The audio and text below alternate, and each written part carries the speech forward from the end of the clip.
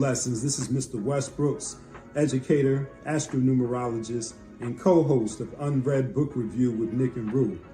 Let me put y'all up on this new ebook series that's here to educate our people of all ages, especially the youth, about our collective power, both historically, presently, and beyond.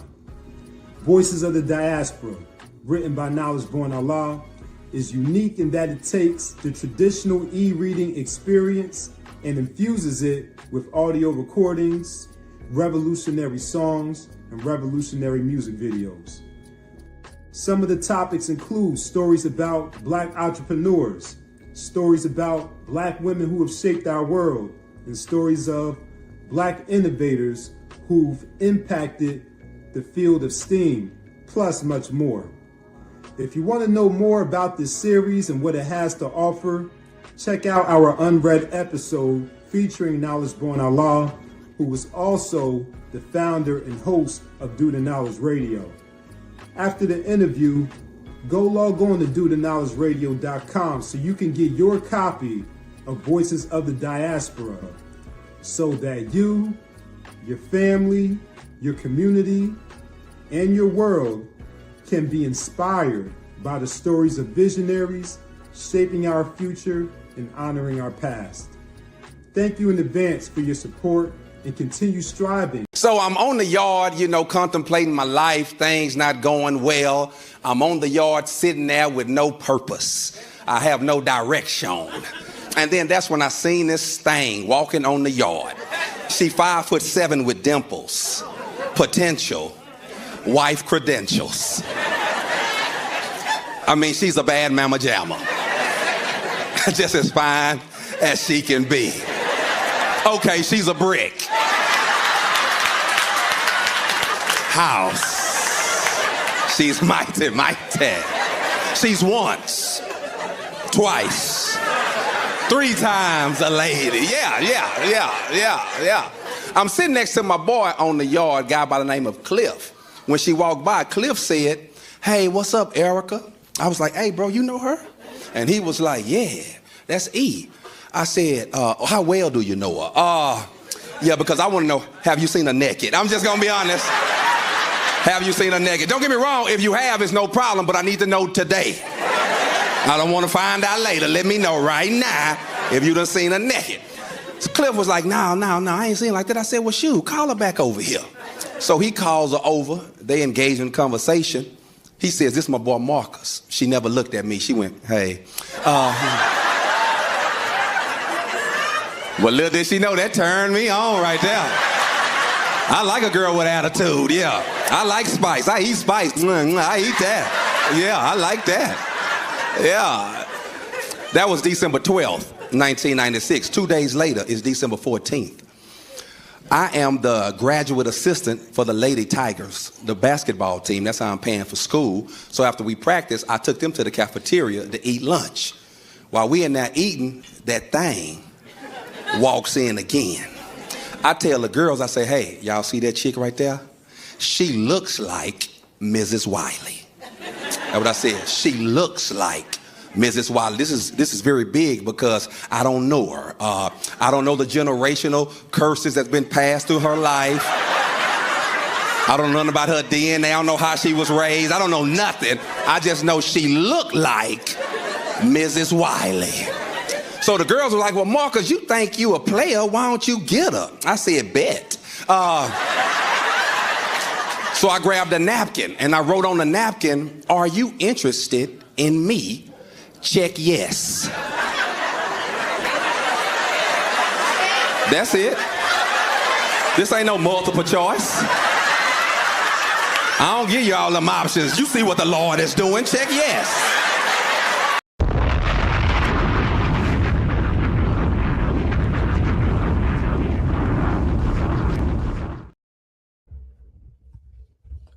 Yes, peace and blessings. Welcome to another episode of Do Knowledge Radio, place for Knowledge Born, your host, Knowledge Born Allah. Tonight we are honored to build with none other.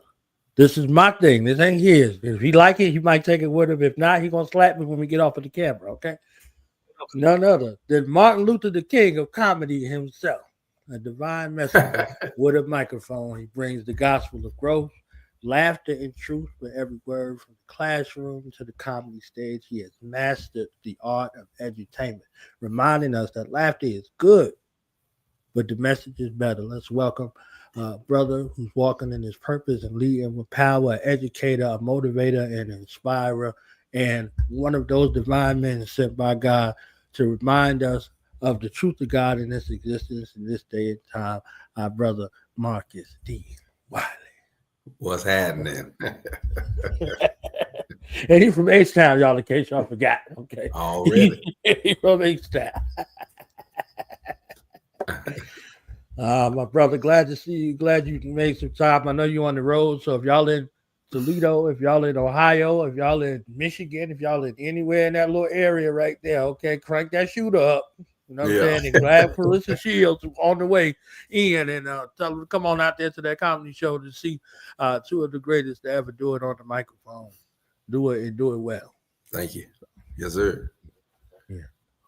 So I want to start off with a couple of words. Okay. Word association. You take them and tell me, how you feel about it. Fatherhood, brotherhood, and manhood. How do I feel about fatherhood, brotherhood, and manhood? Yes, sir. Oh, man.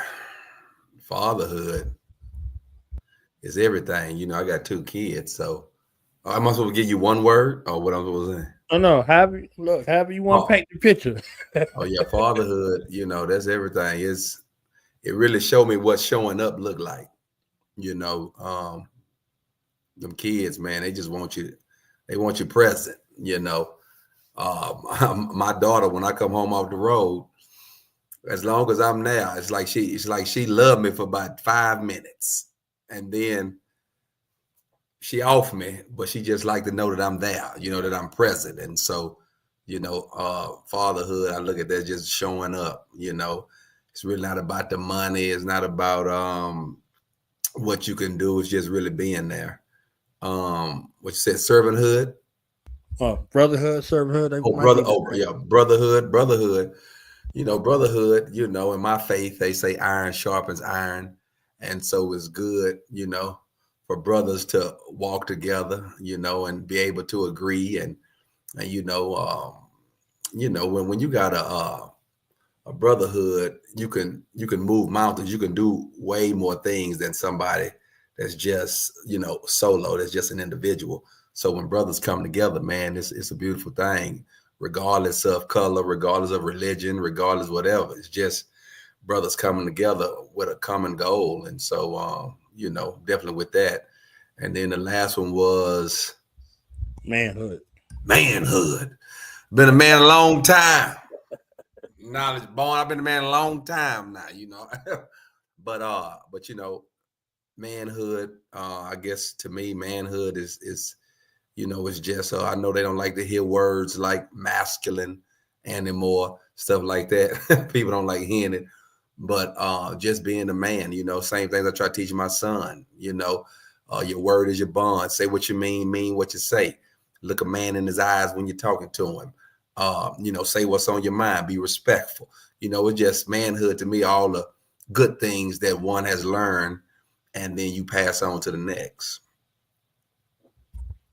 All right. So I kind of put you in the comedic space of a Sinbad. Okay. I spoke to a couple of comedians, D-Lay and one in particular. He's like, he was on the ship and he was killing, and Sinbad came out and did his thing, and he asked me to come back up again. I was like, did Sinbad cuss? He said, he ain't cussing. It was so refreshing to see, that's a brother who's been around in the industry for a long time, and his moral compass always been in check, and no matter what it was, you would never know what it was, but you know what it is. Yeah. So I heard you say it was a conscious decision for yourself to what they deem clean comedy. So how impactful has that been for you, and how important do you think that is, especially for young stand-ups who might be trying to find themselves on the stage? Yeah, I tell everybody, clean was the route I went, being a preacher's kid. My father, he doing one thing, and I just didn't want to be up on stages in front of people, not necessarily going the opposite way, but just talking reckless, and and I know that's not what he doing. And so so I like being clean. And also I tell people, when you clean, you ain't got to clean up. So so when I'm doing a television appearance, or I'm doing something where people say, hey, we don't want no cussing and no vulgarity, I'm already clean. But other guys, they got to kind of cut and paste and all that type of stuff. And so, yeah, I like being clean. It kind of makes you stand out a little bit, especially if, you're pretty funny. I love it, and I could appreciate it because, the vulgarity it has a weird date. Like, you could watch it once or twice, like like you said about your queen, once, twice. But the third time you might be like, I don't want to hear it no more. You understand what I'm saying?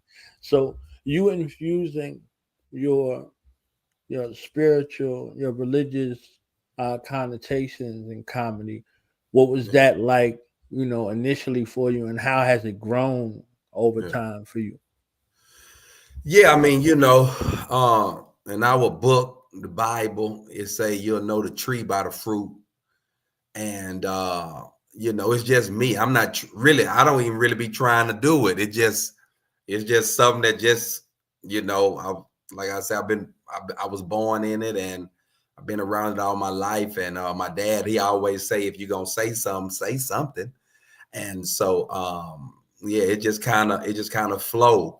All my material, all my jokes, it's funny, but it always has some type of little, message or perspective, or outlook, to it. And it's just been that way since I started. Once I found my niche, I just kept it going that way. And so I ain't trying to preach, or I'm not trying to do that, but it just happens to come out that way a lot.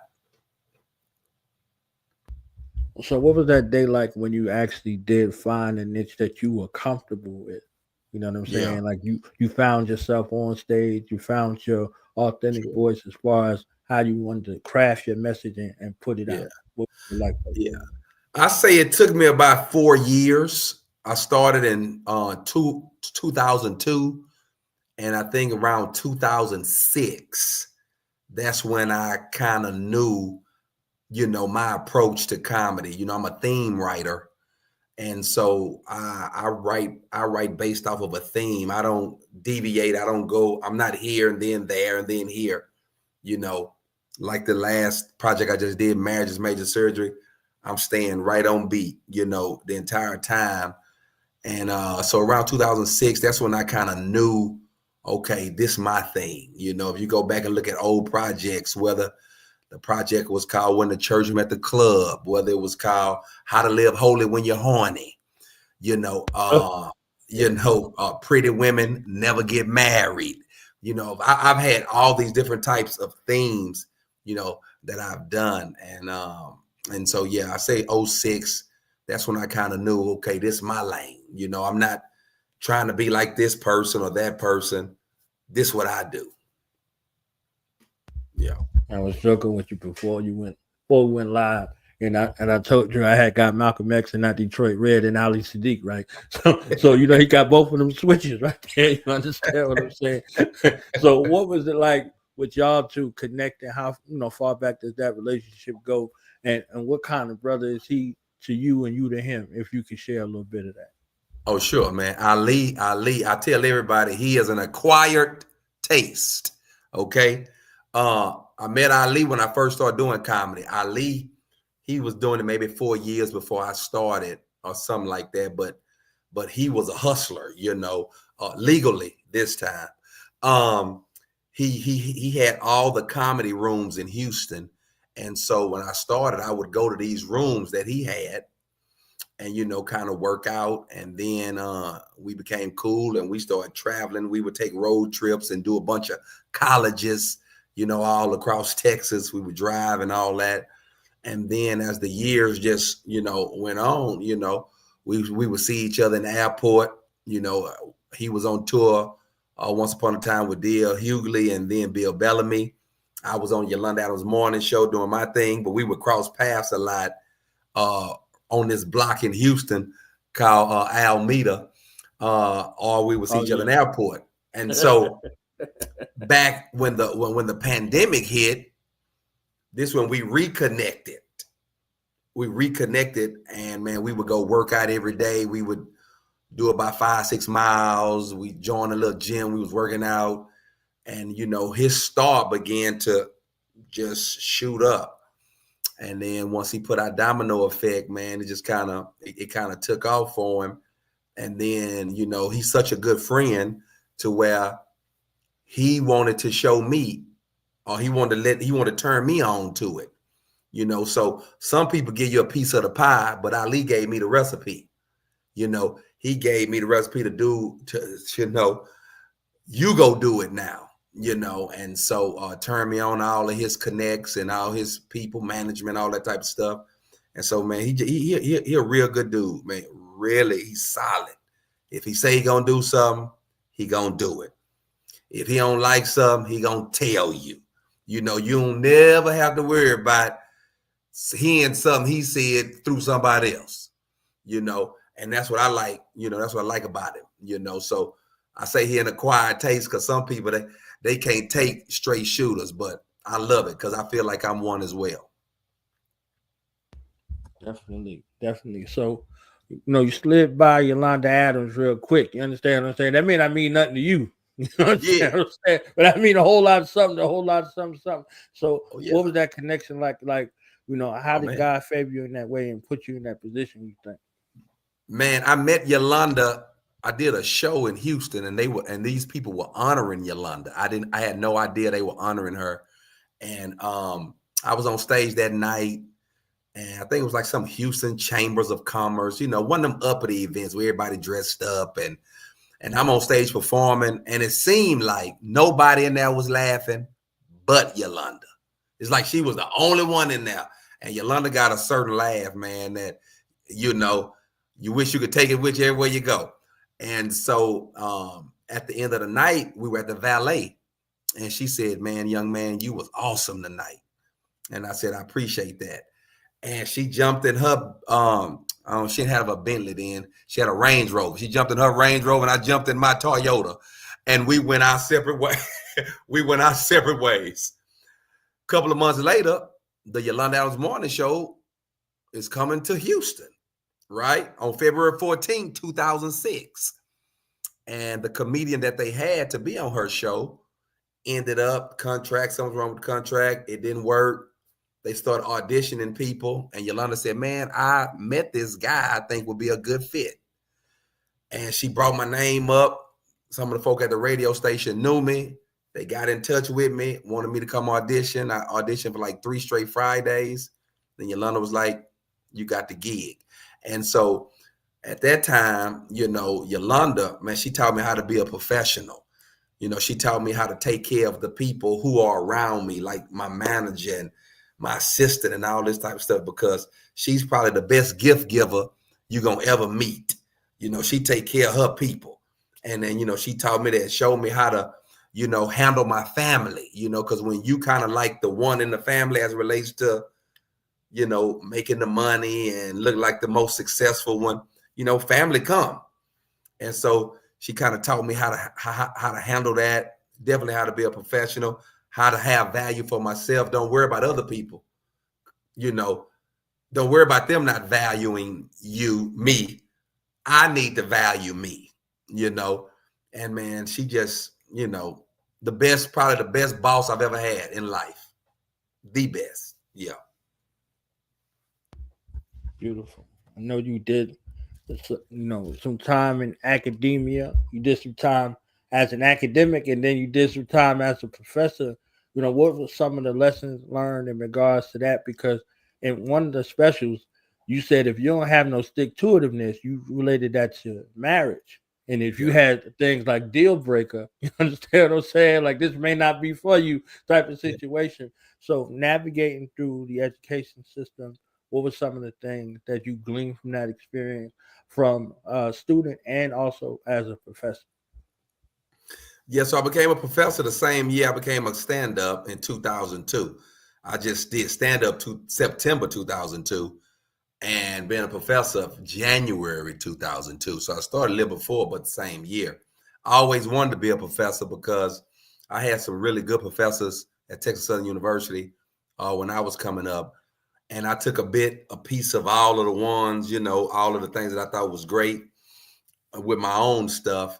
And I just wanted to be the type of professor that kids coming from the inner city that they need. Kids who think that college is really hard, or I just want to show them how to navigate, through this here. And so when I taught, man, biggest thing that I was teaching was growth and not grades. I'm not big on grades. I'm big on growth.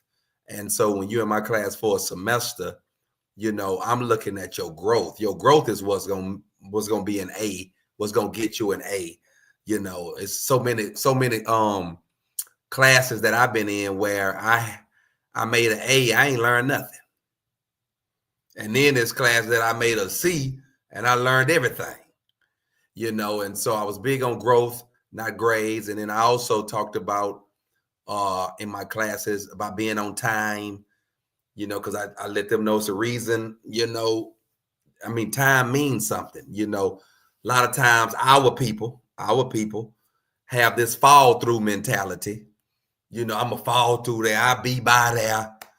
Now, brother, some things it starts on time, it's the reason why East Coast, Central, West Coast, Mountain, everything's on time.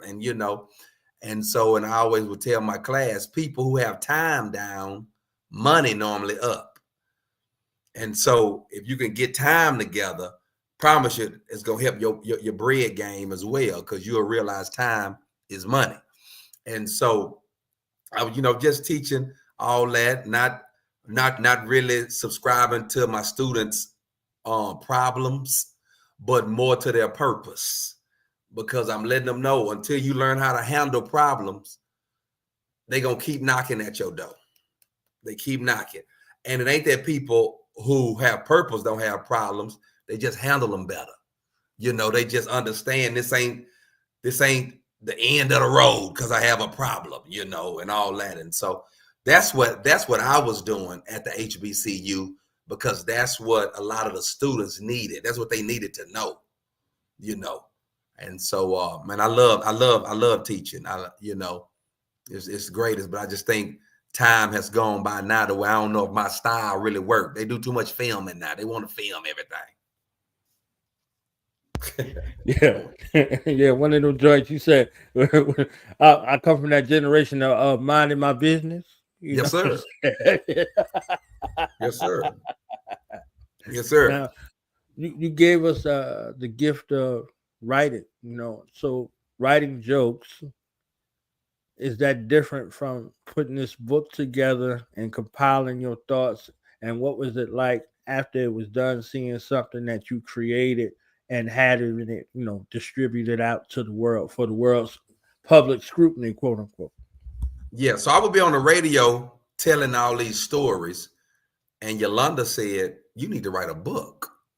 And I was like, "Write a book?" She was like, "Yeah, you need to organize it, structure it, put it in the book, and sell it."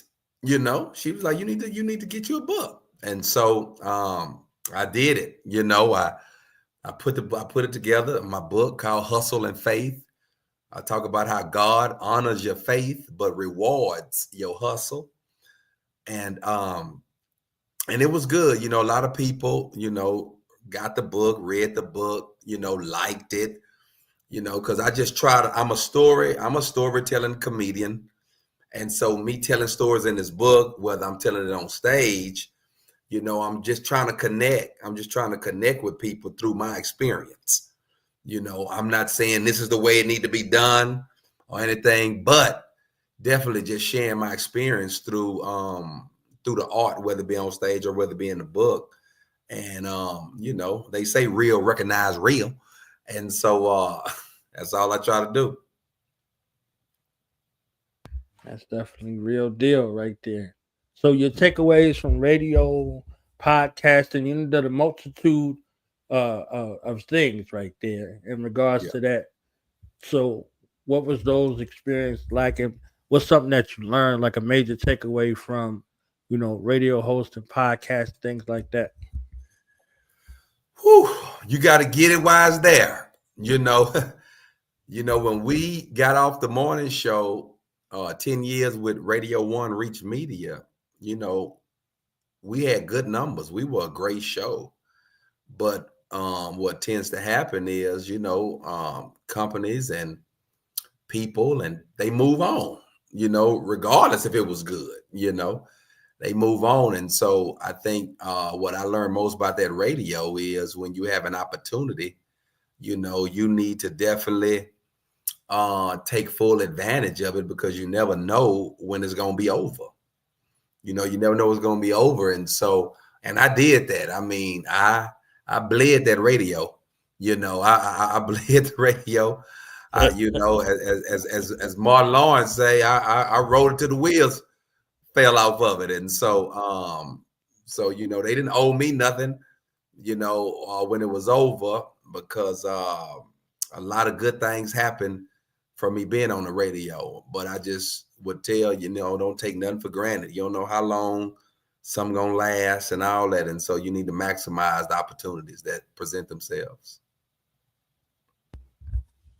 Wonderful. Two things, and then I'll let you go. You on the stage, you on tour right now with Ali Siddiq. You being on tour, I saw you in the church circuit, killing the game. You understand what I'm saying? So that transition, you talked about that apprehension of not wanting to go back to the club type of situation. You see what I'm saying? So, how did you kind of prepare yourself mentally to make that transition and that switch? Was it rough for you, or was, what it's actually, to me, it's easier. It's easier being in the clubs or the theaters, or what have you. People think that, when you're performing in churches, that is easy, but man, church folks something now. I mean, I'm from the church. I'm trying to, and they be getting it free. The church paid, but I'm saying, but they come for free most times, and they some of the hardest crowds. But yeah, but I do realize that light shine brighter in the club, and it shine brighter in the theaters, and I think that's why I like it so much.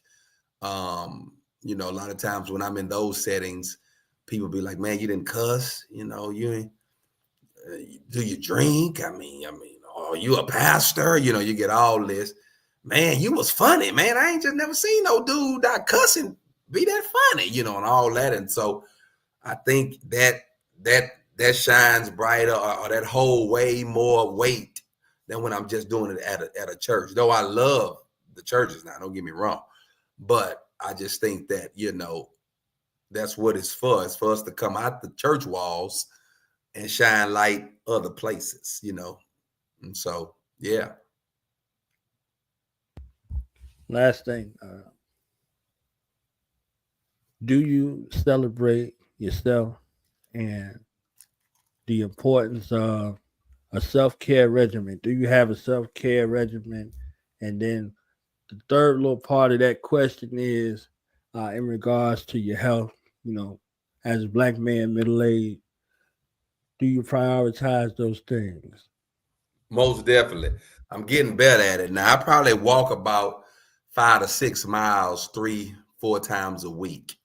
And then of course, when we're on the road, we go do the mall thing. We walk, we do all that, but I do that. Now I need to get on some weights. I ain't gonna lie. I just hate working out, man. I do. I hate working out, but I need to do that.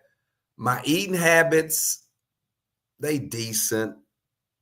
Sometimes I different months I do these little eating projects where I might not do nothing fried. I might just do fruits, vegetables, nuts, only water, for a month. So I just kind of regulate myself different ways, because I always joke about, as I get old, if they say, hey man, you got to stop eating such and such, at least I've had some experience and stop doing things, you know. And so, yeah, I definitely celebrate. I celebrate myself. I mean, I think, you know, I encourage myself. So if I encourage myself, I should celebrate myself, and watch this, and reprimand myself. I mean, I mean, I do I self-check in many ways, but yeah, definitely that, man. I don't life is good even when it's not, you know, even when I don't feel good is what I'm saying. It's good, and I'm not one, you know, I come from the generation I come from, you know, we just believe that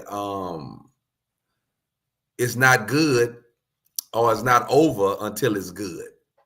You know what I mean? And so, you know, all things work together for my good. And so it can't be over until it's good. And so when I'm going through tough times or anything, I'm not really out of whack, because I know it ain't over yet, you know. All right. So, excuse me. In the final word, thank you for your time. Thank you. And, Sure. and I pray all is well with you and your family, and that you found this fruitful and that you come back. The importance of a relationship with God, you know, your relationship with God, how would you gauge it over the years? How has it changed? That you think you got closer or further away? How does that kind of go with you as God in your life? But God is everything. I don't know where I would be, you know, without his grace and without his mercy, you know. And so I got a good relationship with God. Been having one now for years, you know, like everybody else. You know, I try to act like I ain't that close to him from time to time, but but definitely got a good relationship. You know, he's done so much. He's done too much, you know, for me really not to have a relationship with him. I mean, all my material, I believe, is you know, God allowed me to be in these relationships with people, and he let me be in these places to hear different stories, and all is here. And you know, because I mean, I became a comedian, but I didn't see comedy in my future. You know, that was just something, you know, I was at church. I was a little funny guy at church, and you know, God used people to push me into this. And so you know, I already know his plan is better than my plan, you know, and all that. So yeah, we good. We good. How can people find you, get a hold of you, you know, all of that social media stuff we got to do after the fact? You understand what I'm Yes, saying? sir. Well, you can and find if they me in got the a little club money, now. can they book you? Yeah. My website, marcusdwiley.com. That's my website. All my handles on there, from Instagram, you know, Marcus D. Wiley, X, Marcus D. Wiley. I got a TikTok. I think it's Marcus D. Wiley Comedy, and Facebook, I am Marcus D. Wiley. So yeah, all that stuff is on there. And you know, but you can always go to the headquarters, Marcus D. Wiley. You'll see I'll be on tour. I'm on tour with Ali until the last weekend in June. And then my tour starts when the church met the club. It starts the last weekend in June. First stop, Dayton, Ohio. And so that goes through the rest of the year. And so, yep, that's how you can find me. Google me. Do your daggone Googles, okay? Ladies and gentlemen, put your hands together and show your love for the Dr. Martin Luther, the King of Comedy, Marcus D. Wiley. Yes, sir. My brother, appreciate your time. Loving you, love to you, love to your family. Peace Same and to you. prosperity to you. God bless you. Same to you. Appreciate you having me. All right, y'all. We out. Mind your business now. Peace. Peace.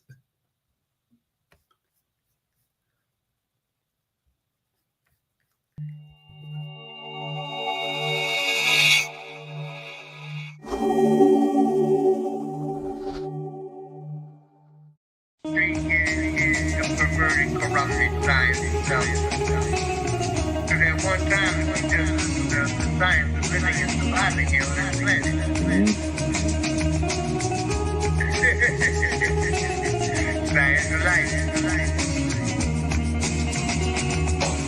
Cause you were started, you read it in my creation. I'm God Zodiac, I'm made from constellation. My brain is a bomb waiting to flame an abomination. No change in the bomber's nation, just some more dollars placed in the pockets of Satan. While I walk amongst the blind, explaining chakras to the cavemen. I'm locking from the grave, sending doctors to the shamans. Scientists ashamed of getting knowledge from the pagans. I'm in the bonding with militant, philosophical, diligent builders aiming for spots in the lost nation. I mean the all in all, the cream of God hopped and rise to the occasion. Surprised that we invading your time's finished, diminished. I'm live from the awakening. Cameras on tilt as I flex my success. I'm fly, look what I built. Smooth just like silk in the groove. You might built up your lotus. Ain't focused and sewn just like a quilt from the needle to the record to the laser. My behavior resembles the high sev. You see my 2 fingers up, yelling peace to the gods. Waving by to the haters, standing on the black dot in the center of my square. In the middle of the circle, I designed the creator. Khalifa when I speak through the speaker. Thoughts of a magician is lost in mysticism that reached the non-believer. I shine in your theater. The clock was already moving before you saw the wheels turn. IAK, send it to MC for the record. Each song is the part that makes me. Signs of the times, the future I foresee. KAZOD, IAK, send it to MC for the record. Each song is the part that makes me. Wheel of the spirit, the stars indeed. Who's better than this? Intelligentness. Clouds like I pass heaven to split.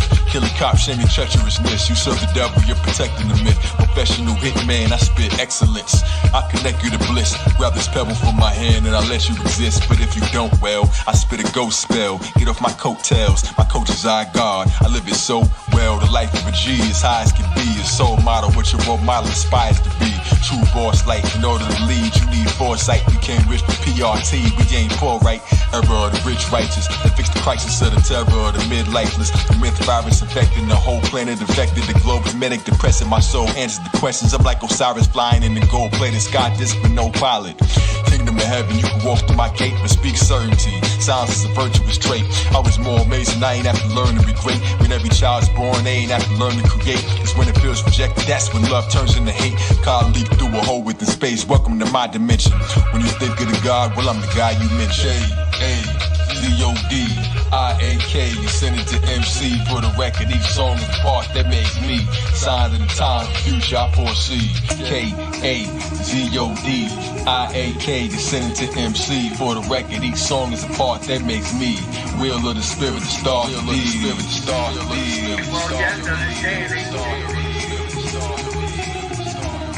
You're not ready for that. wheel of the spirit, the star, wheel of the spirit, the star, The dynamic is wrong. You in that wheel. Man discovered that shit.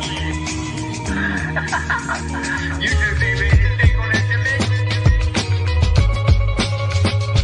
We just really regurgitate. What the creators already know.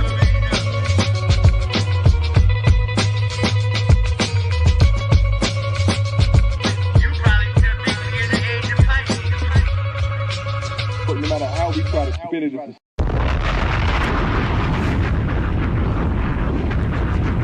You cannot go without this book, and let me explain why. Voices of the Diaspora, written by Knowledge-Born Allah, takes you through countless and countless different blacks. From our scholars, our warriors, our great sisters, and even entrepreneurs. It speaks to the past, the present, and the future. There's even an action plan for us that are serious about businesses that we wanted to take on. Entrepreneurship is one of the first things that he speaks about. And if you're an avid reader, this is a 5-part series.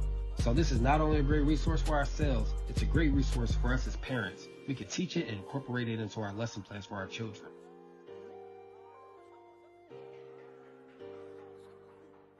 Knowledge born. What's the science, baby? Yeah. Now we gonna tell them. Night in front. We tell them like this, yo. I'm an African. I'm a African. I'm an African. I'm a African. Yeah, y'all like that? So no more. This man's mind is open. I'm an African. I'm a African. I'm an African. I'm a. Let's get back to the motive is best developed by recognizing the common enemy.